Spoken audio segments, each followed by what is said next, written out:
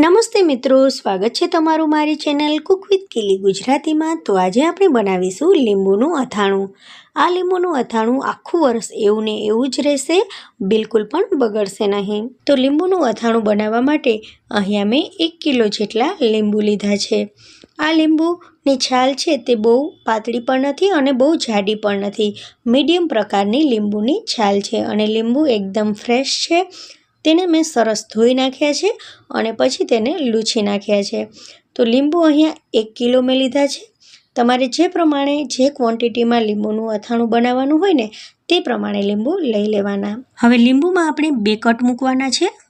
તો આ રીતે લીંબુને સુધારવાના છે, બધા જ લીંબુને। આ લીંબુનું અથાણું જો તમને પેટમાં દુખતું હોય કે પછી ઉલટી ઉબકા થતા હોય અને ખાઓ તો તમારા પેટમાં તેમજ તમને ઉલટી ઉબકામાં પણ રાહત આપશે।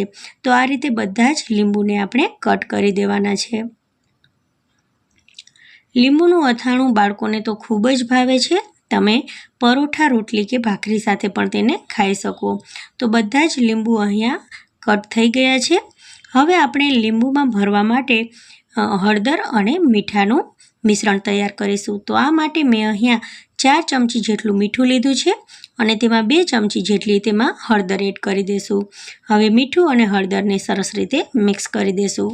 હવે હળદર અને મીઠાના મિશ્રણને લીંબુની અંદર ભરવાનું છે। તો આ મિશ્રણને એકદમ દાબી અને લીંબુની અંદર ભરીશું આપણે, જેથી આપણું અથાણું છે તે આખું વર્ષ એવું ને એવું જ રહે, બિલકુલ બગડે નહીં અને તેમાં ફૂગ પણ ચડે નહીં। લીંબુની અંદર જેટલું સમાય ને તેટલું આપણે મીઠા હળદરનું મિશ્રણ નાખવાનું છે। તો આ રીતે બધા જ લીંબુ ભરી અને આપણે તૈયાર કરવાના છે। એવું લાગે કે થોડુંક મીઠું અંદર ઓછું ભરાણું છે તો ફરીથી ખોલી અને હળદર મીઠાનું મિશ્રણ આ રીતે વધારે નાખી દેવાનું અને બધા જ લીંબુ સરસ રીતે આપણે હળદર મીઠાના મિશ્રણથી ભરી લેવાના। તો બધા જ લીંબુને આ રીતે આપણે ભરી અને અથાણા માટે તૈયાર કરી દઈશું।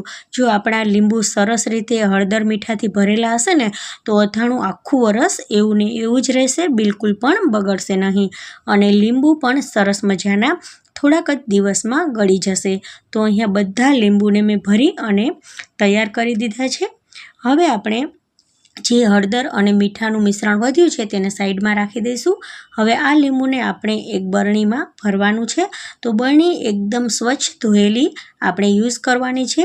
જે બરણીનો યુઝ કરીએ ને તે ધોઈ પછી તેને 1 થી 2 કલાક માટે તડકામાં સૂકવી દેવાની, જેથી તેની અંદર રહેલા બેક્ટેરિયા કે ફૂગ હોય તેનો નાશ થઈ જાય અને આપણી જે બરણી છે તે એકદમ જંતુમુક્ત બની જાય। તો હવે આપણા લીંબુ છે તે બરણીમાં ભરવા માટે તૈયાર થઈ ગયા છે। તો અહીંયા મેં એક મોટી બરણી લીધી છે, તેમાં આપણે બધા જ લીંબુને આ રીતે ગોઠવી દઈએ।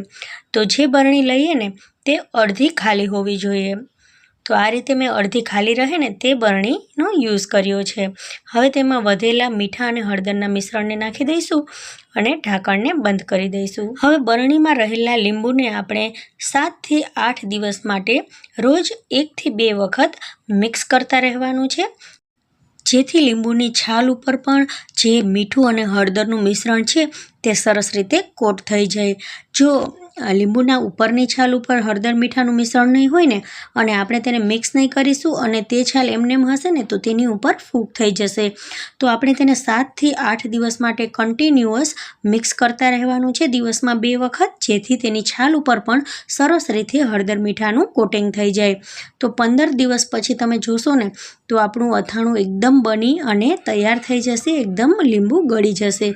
તો અહીંયા તમે લીંબુ આપણા એકદમ ગળી ગયેલા તમને દેખાય છે। તો 15 થી 20 દિવસમાં આપણું આ અથાણું એકદમ પરફેક્ટ બની અને તૈયાર થઈ જશે અને આખું વર્ષ એવું ને એવું જ રહેશે।